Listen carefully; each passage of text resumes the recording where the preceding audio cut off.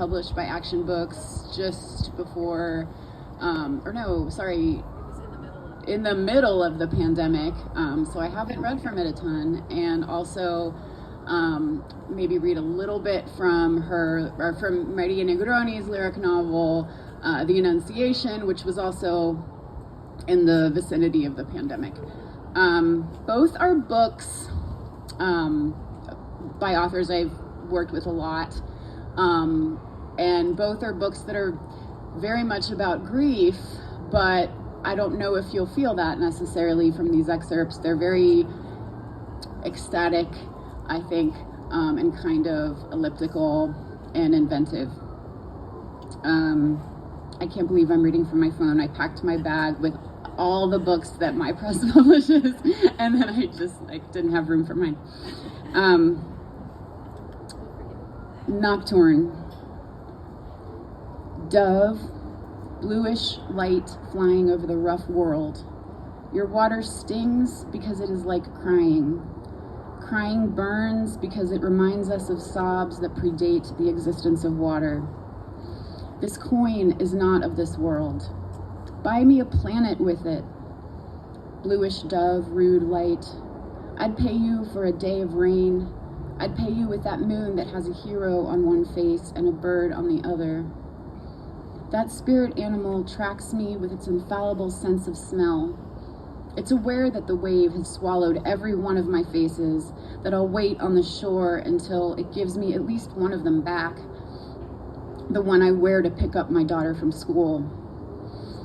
With that face, I will cross the street and use the coin to buy milk. I'll do this before the world begins, with its endless sobbing. I'll do it this afternoon, and it will rain. I'll walk in with my one face, and the milk they'll give me for that coin will have the whiteness of things yet to exist.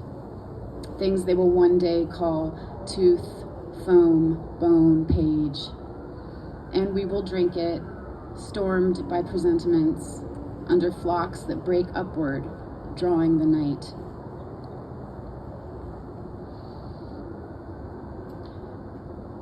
Before living.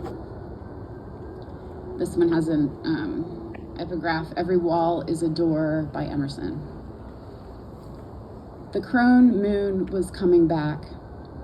The window was open, my body dead asleep. Somehow she lights me from within, slides into the clefts of my brain. She lights the scene, the crone moon, senescent. She comes, I go. I'll be a dark room for her return. I'll be hers alone. A dark room, first a motionless girl, then a girl tumbling off a flat roof.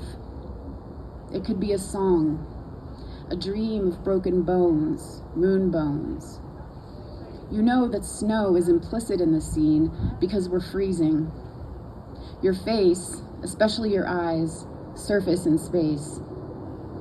An orphan constellation that shakes a rattle, that's how I see your eyes when I dream, motionless. The limping moon and orphan constellation are two solitudes, and at the same time, inchoate lights, songs soon to exist.